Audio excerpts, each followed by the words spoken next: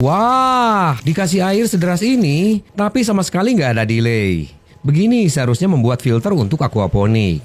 Oke, menyambung postingan kemarin yaitu persiapan membuat kolam aquaponik skala rumahan, kita masuk ke cara membuat filter yang baik, agar semua makhluk yang kita rawat bisa hidup dengan nyaman.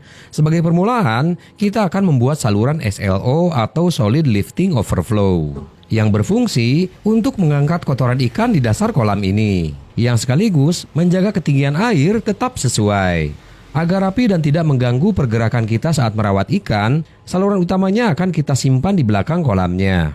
Baiklah, hal pertama yang akan kita pasang adalah karet Unisil ukuran 1,5 inch ini, agar kita bisa memasang pipa ukuran 1,5 inci dengan baik tanpa khawatir bocor. Karena saya menginginkan air kolam sepenuh mungkin, maka karet Unisil ini akan dipasang agak sedikit ke atas. Jadi ini perlu sedikit penyesuaian ya. Jika kalian gak mau ribet bisa dipasang agak ke bawah, dengan resiko permukaan air sedikit rendah. Untuk memasang Unisil ini, kita butuh bor dan mata hole saw yang sesuai. Untuk detail kita diskusikan di komentar ya. Jika sudah berlubang kita sesuaikan Unisilnya dan lanjut kita pasang pipanya dengan menambahkan sedikit pelumas minyak sayur. Berikutnya kita sediakan sambungan T, lanjut kita pasangkan di pipa bagian dalam. Ini adalah salah satu fitur penting untuk menghindari efek sifon, yaitu air terkuras habis di saat pompa mati, yang tentunya tidak baik untuk ikan. Selanjutnya, siapkan sambungan bengkok dan kita tambahkan pipa di bawahnya, sampai hampir menyentuh dasar kolam. Jadi pipa ini, untuk memastikan air yang keluar dari kolam ini adalah air yang ada di dasar kolam. Lanjut di bagian pipa luar, kita pasangkan lagi sambungan bengkok untuk menghubungkan saluran. Kemudian saluran SLO ini juga kita buatkan di kolam yang lain ya. Berikutnya di sini sudah saya siapkan saluran bawah untuk kita sambungkan ke SLO yang sudah kita buat. Agar memudahkan pekerjaan, kolamnya kita singkirkan dulu sambil kita buang partikel-partikel kotoran plastik dari pekerjaan sebelumnya. Kemudian untuk pipa penyambung, kita lem saja karena di sini sulit sekali menemukan sambungan dan pipa yang berkualitas baik. Sisanya kolam ikan yang sudah kita pasang SLO, kita hubungkan saja ke masing-masing salurannya.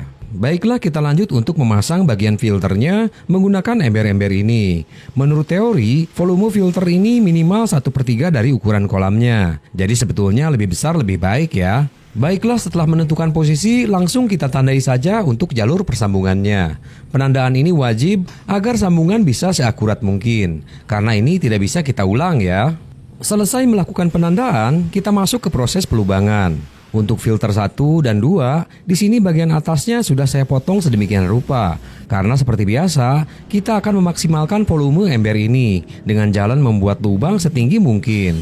Dan setiap penandaan, pastikan untuk melakukan pengukuran yang akurat agar tidak merusak orientasi rata-rata air dan posisi ember. Dan tibalah untuk melakukan pelubangan selanjutnya. Dan di sini baru saya sadari karet Unisilnya sisa 1.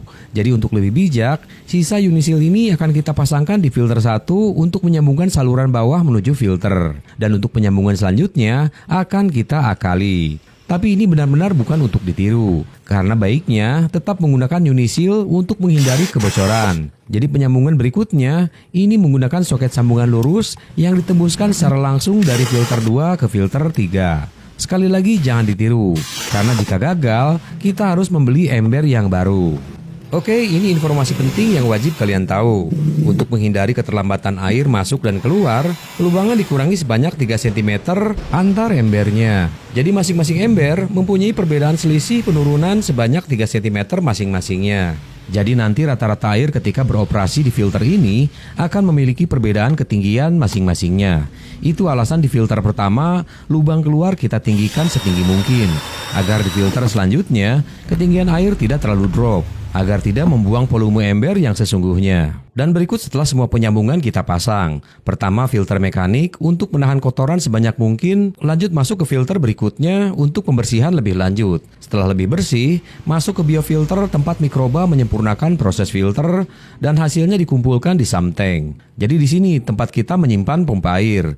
Jadi air yang akan didistribusikan ke modul tanam sudah lebih bersih dan akhirnya dikembalikan lagi ke kolamnya untuk mengulangi siklus yang sama. Oke, untuk mengetahui hasil pekerjaan kita berhasil atau tidak, harus kita jajal ya. Jadi sistemnya langsung kita isi saja dengan air. Setelah penuh, kemudian kita pasangkan pompanya. dan langsung kita nyalakan. Jadi permasalahan umum yang biasa dihadapi pada sistem aquaponik adalah adanya delay. Jadi begitu pompa air dinyalakan, air di dalam samteng langsung habis dan terlambat mengisi. Tentunya itu akan mengganggu kerja sistem dan bisa memperpendek usia pompa air. Baiklah, karena sistem yang kita buat sudah berjalan dengan baik, tidak ada delay maupun kebocoran, berikutnya tinggal kita siapkan modul tanam, membuat persemaian, membuat media filter murah meriah, dan tentu menyiapkan bibit ikan di video selanjutnya.